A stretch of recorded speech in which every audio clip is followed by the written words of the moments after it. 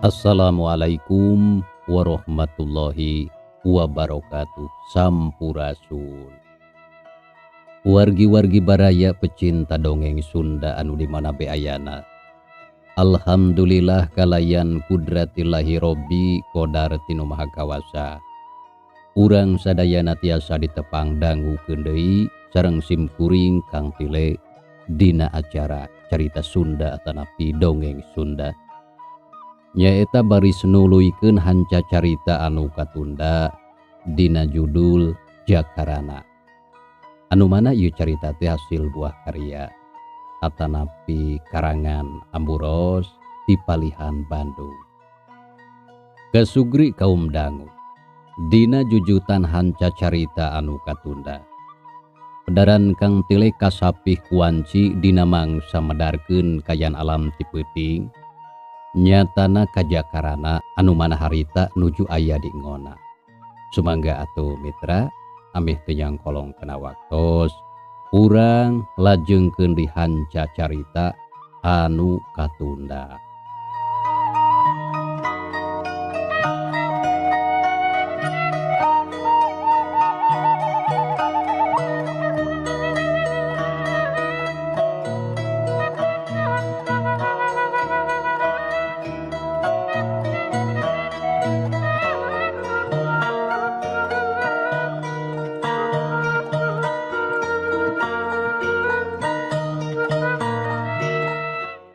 Kasugri kaum dangu.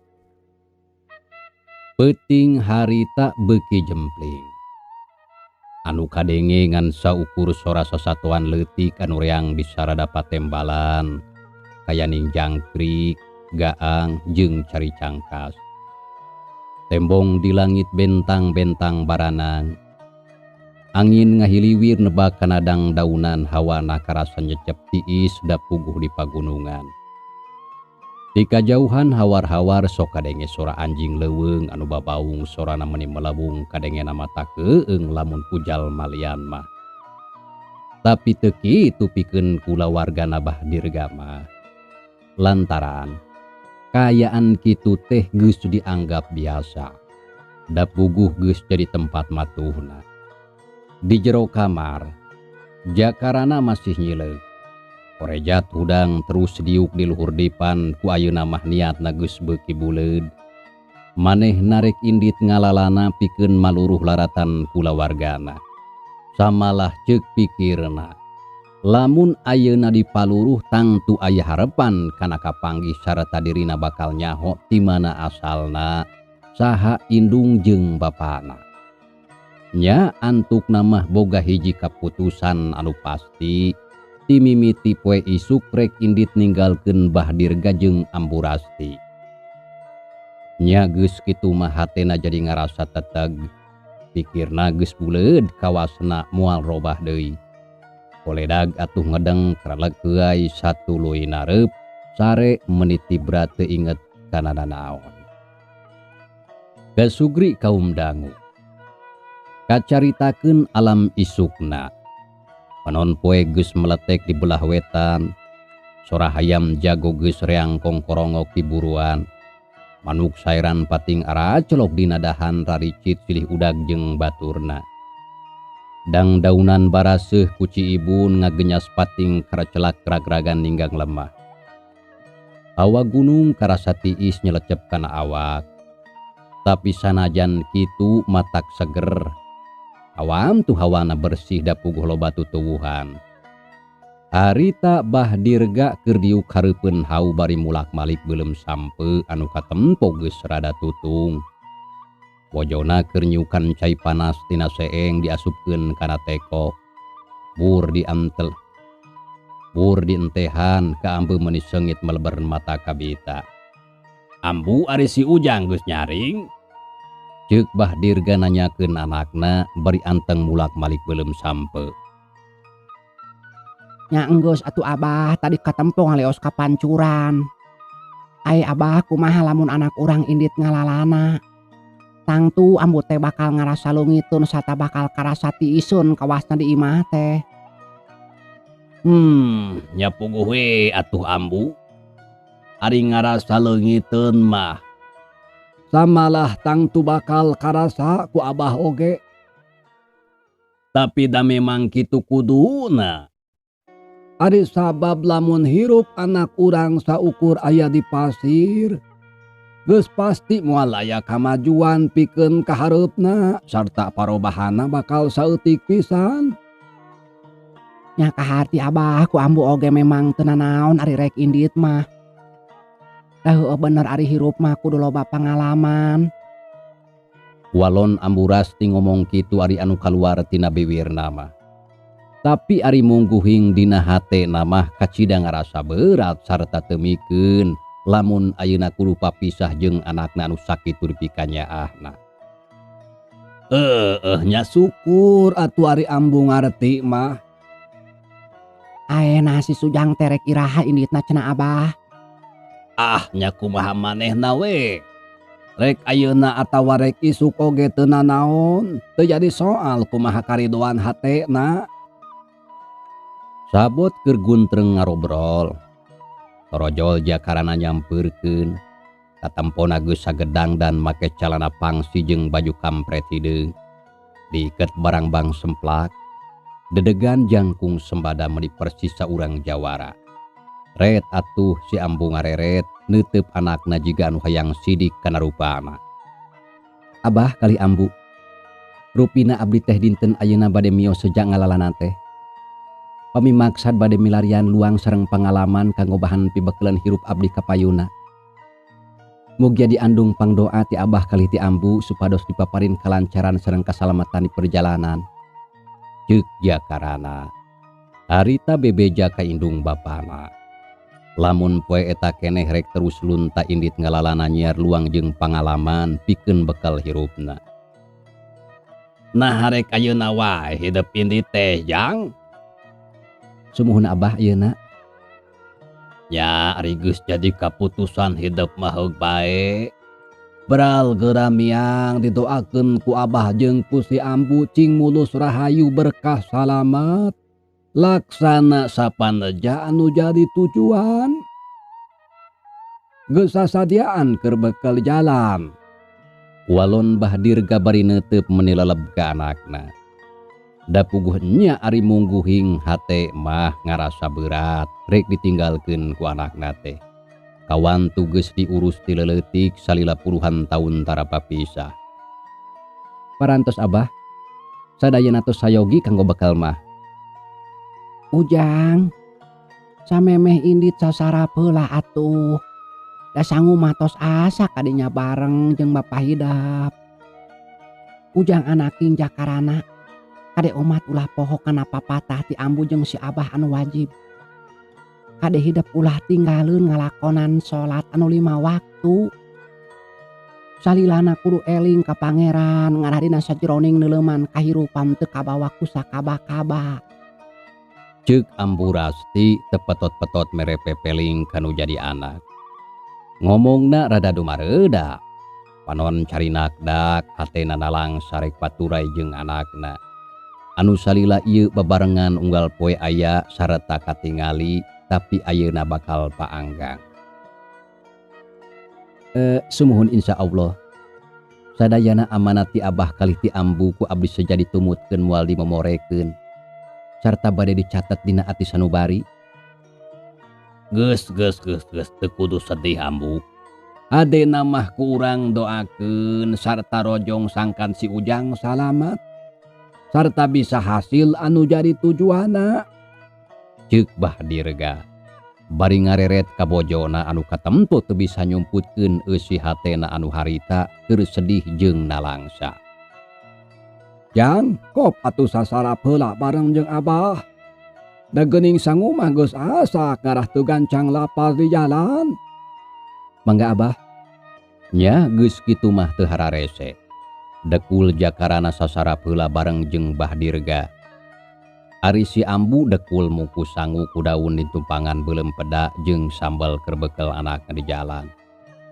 Gancangna carita sagala rupana geus rengse. Ujang anaking. Kawasna ayeuna geus cukup waktuna hidup ngamimitian indit mempeng poe isuk keneh. Kade ulah poho bawa kongkorong tea. Tapi nyimpen kudu cing apik jeung tarapti. Sabab eta teh lain barang anu biasa. Tangtuna oge barang anu gede pangajina lamun diukur ku duit mah. Lantaran moal loba jalma anu ngabogaan barang samodel kitu. Sumuhun Abah laras, mangga ieu barang bade dijagi ku abdi sasae-saena.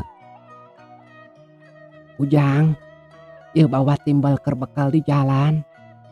Lumayan keur ubar lapar da pugu jauh ngajugjuk ka pilemburan teh. Sor si Ambu ngasongkeun timbel anu geus meunang bungkus. Samalah jeung duit sababaraha ringgit sarta ditampanan ku Jakarana bari cuma limba. Da puguh ari mungguhing hate masarua beratna lamun kudu papisah jeung indungna. Tapi ras inget deui kana tujuan hirupna. Anu hayang maluruh kulawargana sarta hayang nyaho kana asal usul hirupna. Lantaran tangtu aya sababna. Nya sanggeus kitu mah. Jakarana munjungan ka indung bapana sarta menta pidoana. Gap kana buntelan anu eusina baju keur salin 2 setel jeung sarung hiji keur salat. Samalah teu poho mawa bedog digantungkeun dina cangkeng. Sanggeus sagalana tarapti satuluy nabral Jakarana miang ninggalkeun pasir nangsi. Sarta dijajabkeun ku paneuteup diiring ku pangdu Abah Dirga jeung Ambu Rasti anu teu weleh murag-buragkeun cimata.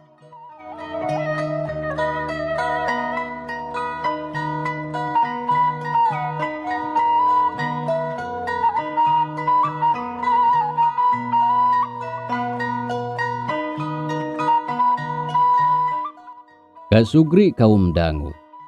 Cag urang tinggalkeun heula kayaan Bah Dirga jeung bojona anu aya di pasir nangsi. Insya Allah kahareup kasamper deui.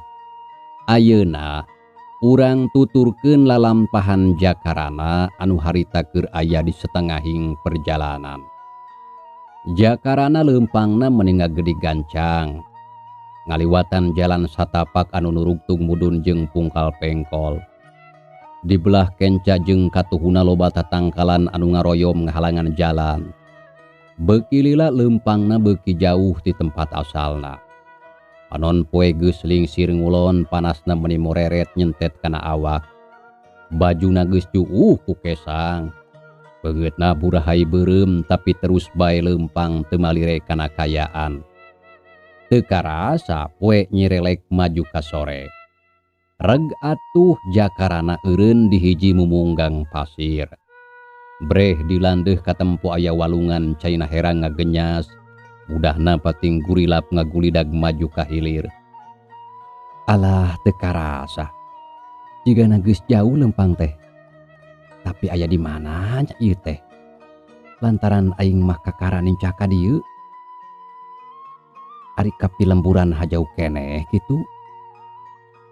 Kudu ngajugjuk ka belah mana nyari geus kieu. Asa jadi bararingung. Abung-abung kakara luntak kanu jauh. Jakarana ngagerendeng ngomong sorangan. Panona rarat reret nitenan kayaan di lebah dinya anu jauh kaditu ka dieu.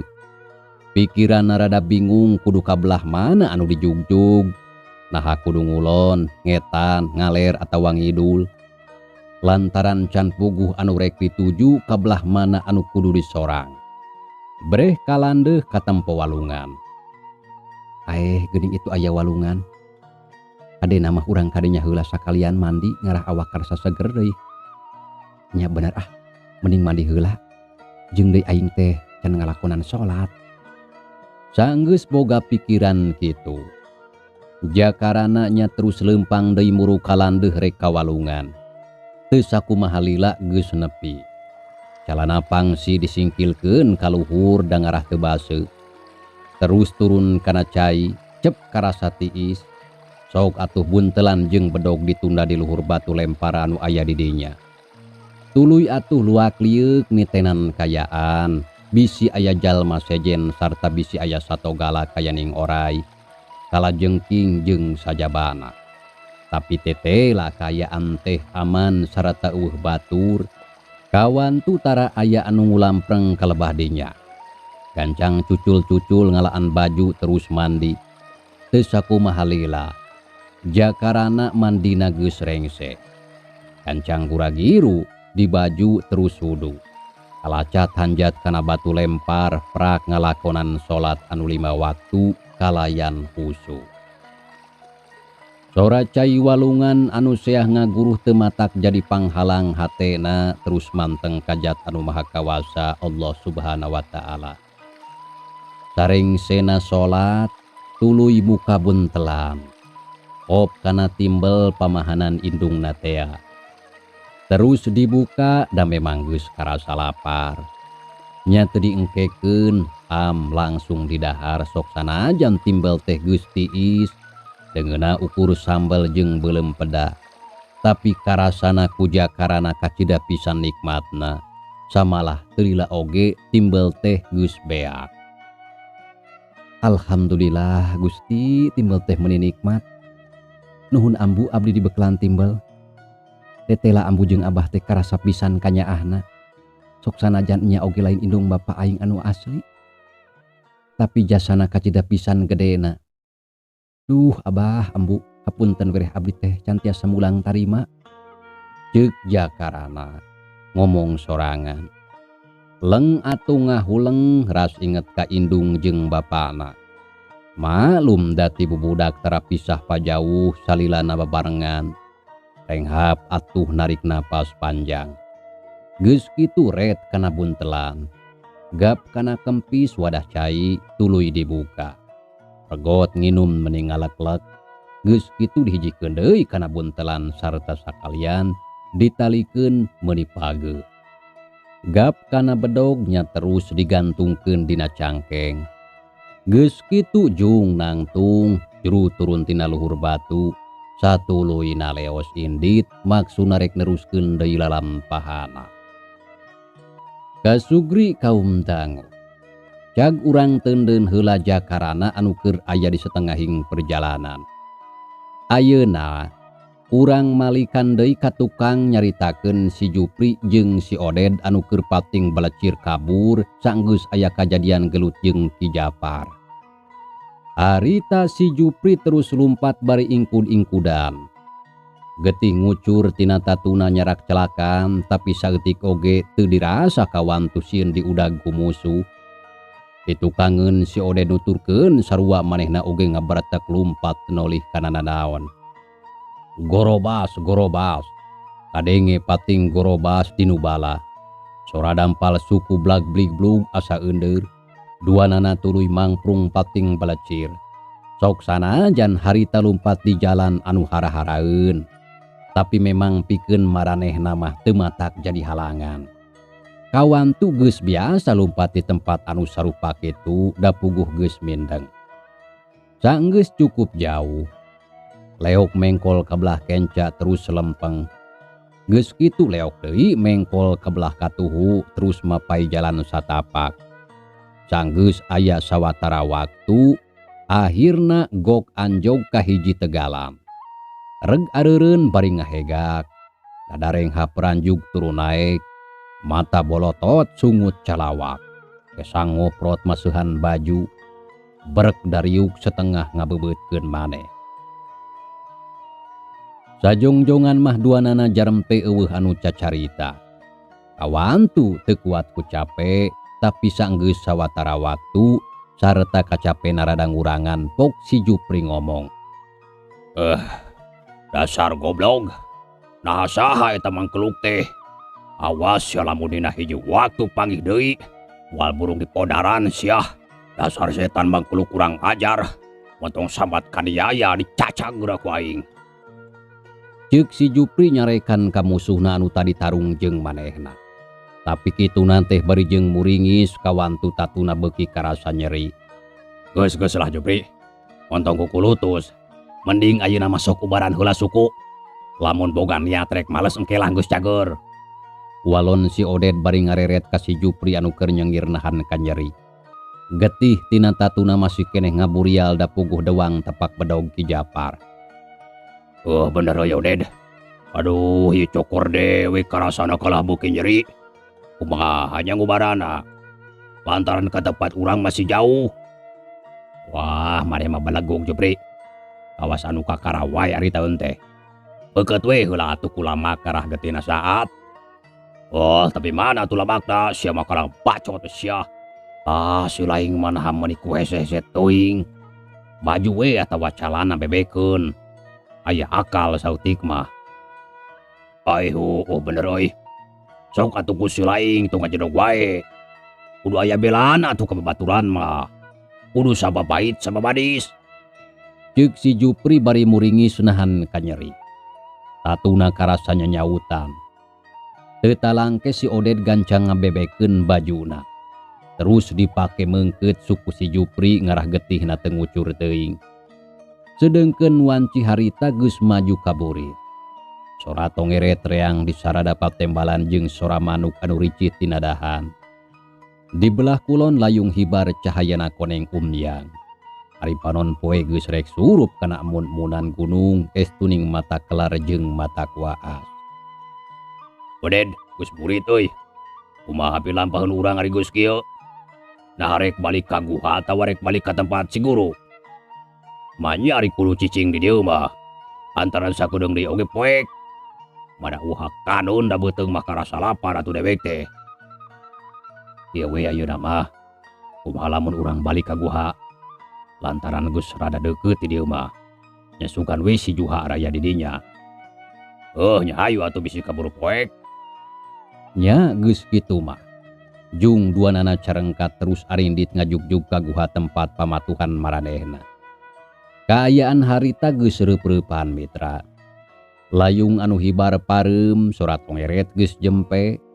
Diganti ku sora sasatuan leutik anu ilahar sok disarada ti peuting.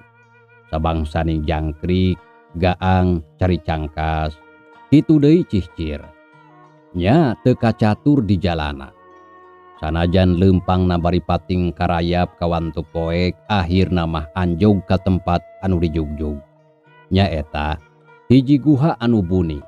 Awangna katutupan ku batu gede jeung kakayon. Palebah sisina aya lawang saeutik ukur cukup saawakeun. Nya keur saliwat mah kawasna moal aya anu nyangka lamun eta teh lawang guha. Bus atuh duanana arasup ka jero. Mimitina mah lawang guha teh katingalina leutik. Tapi sanggeus asup ka jero jadi ngelegaan. Breh didinya mah kayaan teh caang lantaran aya obor jeung lampu cempor anu ditempelkeun dina bilik guha. Di jero eta guha aya 3 urang jalma anu harita keur dariuk bari udud. Anu tayalian baturna keneh anu ngaranna si Juha, si Asdur jeung si Dodeng. Barang kadinya aya anu daratang, maranehna rada rareuwaseun. Komo deui nempo si Jupri anu katempo leumpangna ingkud-ingkudan, nya terus marelong kanu kakara datang. Geuning si lain geus daratang. Tapi kunaon cokor maneh Jupri? Tanya si Juha bari melong kana suku si Jupri anu dibeungkeut ku lamak sarta geus baseuh ku getih. Kawantu merebei bae teu daek saat. Aduh puguh cilaka dewek teh euy. Keuna ku sabetan bodog busuh. Dewek teh keur apes poe ieu mah. Walon si Jupri bari muringi sunahan ka nyeri. Sukuna karasanya nyautan nyeri jeung perih samalah asa sing sireumeun sajabati kitu awakna menilungse. Beunah kumaha atuh beut bisa kitu? Engge lah dicaritakeun lalakonna mah. Ayeuna kuring capek jeung ieu suku kalah beuki nyeri. Beuteung lapar cing tulungan heula euy. Gek si Jupri diuk nya kitu deui si Ode duanana ngalungsar. Katempo bangun capek pisan. Ubaturna diriung. Tatu si Jupri terus pada ngubaran. Tetela ari dina kituna mah maranehna teh estuning sauyunan. Silih tulungan silih belaan. Nya teu lila geus rengse. Tatu si Jupri dipopokan ku ubar. Anu dijieun tina sabangsaning dangdaunan tuluy dibeungkeut ku lamak bersih saterusna dariuk ngariung limaan. Juha boga kejo teuy. Beuteung dewek geus lapar tadi lumpat jauh. Si Oded nanyakeun sangu ka baturna. Da puguh beuteungna geus karasa lapar. Aya tuh liwet ngan Gusti sesa tadi si Asdur. jika naya keneh keruaan mah kawasa cukup. Tapi lamun kurang mah ngalewat deui we. Tembal si Juha bari ngareret kana wadah lewat anu ditunda di pojok guha. Keun bae ti soge anu penting mah beuteung seubeuh. Sor wadah lewat disodorkeun ku si Asdur ka hareupeun si Oded jeung si Jupri. Ari deungeuna beuleum peda jeung cengek. Nya teu loba ngomong celebak duanana dalahar manis segut. Ditingalikeun ku babaturanana anu tiluan. Teu sakumaha lila. Sangu liwet geus beak. Anu nyesangan ukur kerakna hungkul ka tempo tutung. Regot-regot nginum. Kop kana dompet bako ngalinting dun kaung. Gur diseungeut pelenyun udud serebung haseupna mulek ka luhur. Lain ari maraneh duaan Gusti Marana Oded Jupri. Tanya si Asdur bari melong ka baturna anu dua. Hapan dewek teh kur ngajalankeun parentah ti si guru kudu neangan anakna anu geus lila ninggal ku imah. Tesrikna unggal poe nguriling ka saban lembur. Susuganan kapanggih.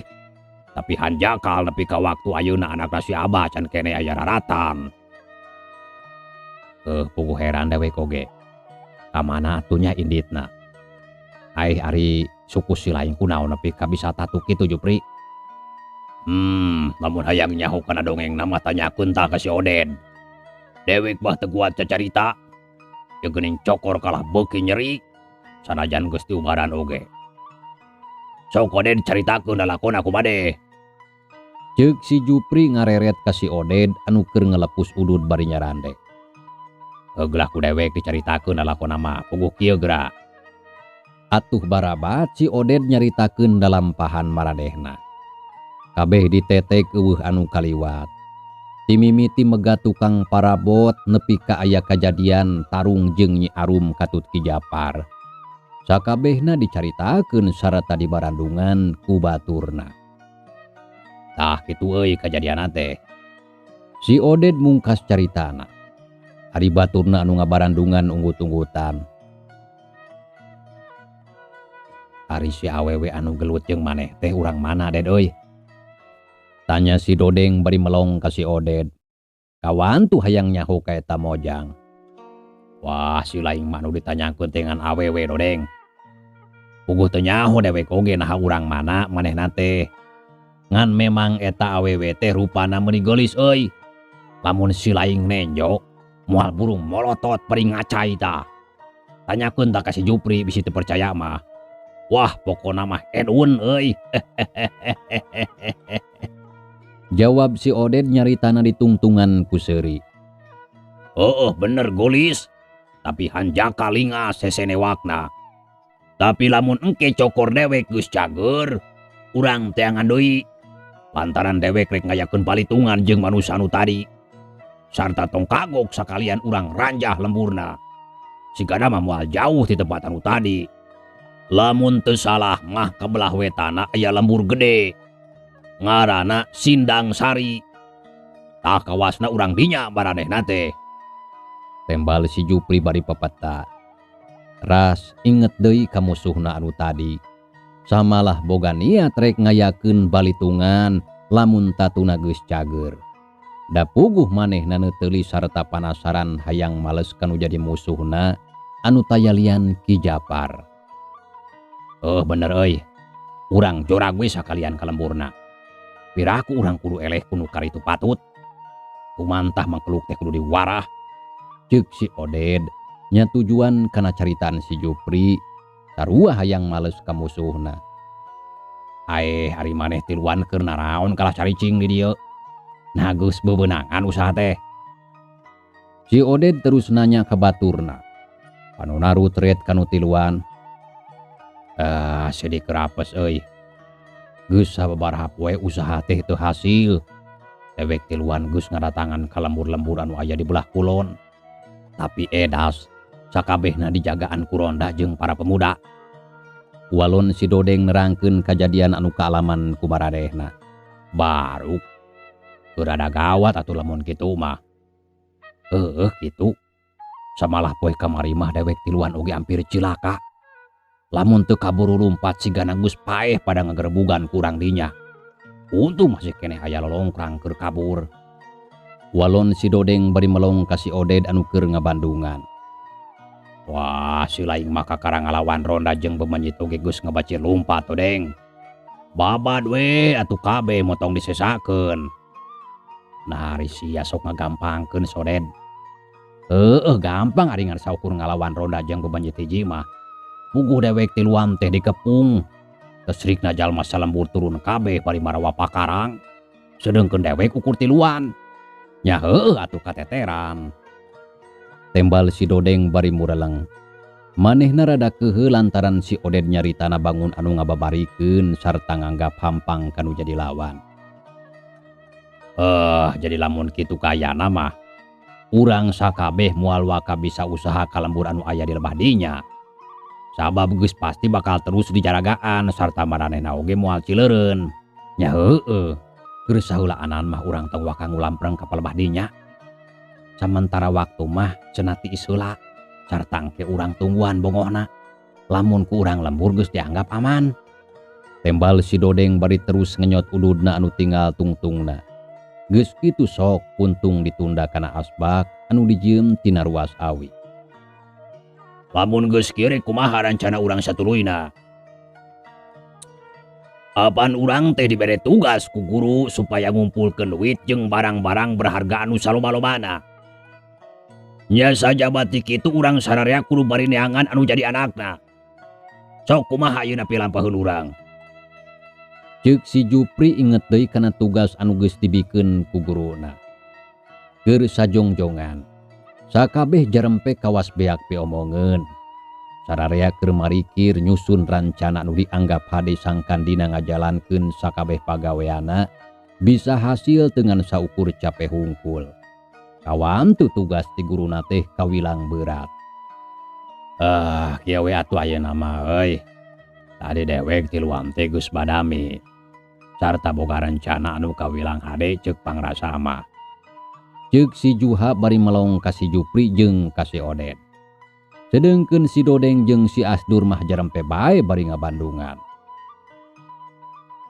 Ya syukur atuh ari si laing geus boga rencana anu hade mah. Tapi kumaha rancana maneh teh? Pok kancang caritakeun Juha. Jawab si Oded bangun anu panasaran. Hayang geura nyaho kana rancana si Juha. Ieu euy dengekeun ku si laing Oded. Dina peuting isuk dewek tiluan rek ngadatangan lembur babakan. Kawasna bakal hasil lamun usaha kadinya mah. Lantaran anu ngajagana teu pati loba. Sajabati kitu lemburna gede sarta imahna loba anu aralus. Tapi dewek oge perlu mawa batur anu cukup ngarah lamun engke aya kajadian gelut moal ripuh teuing ari loba balad mah moal cara di lembur anu kamari. Tah kabeneran ayeuna aya maraneh. Sakalian we atuh marilu jeung dewek urang gawe babarengan.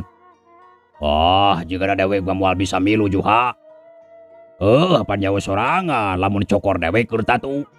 Samalah lamun kudu gelutang tu moal luasa sok bisi kalah nyusahkeun. Tapi teu naon tah bawa we atuh si Oded keur nambahan balad ba. Walon si Jupri terus ngareret ka si Oded anu keur nyarande panonna kucap kiceup. Nya hayulah siap dewek mah. Tapi waktuna tong isuk lantaran dewek teh capek keneh heuy. Hayang leureus sapoe mah ieu awak lalinu. Nya teu naon pageto oge. Ari si laing hayang leureut heula mah. Jadi rancana urang opatan ini teh cukuplah sakitu oge. Tah si laing nungguan di dieu Jupri.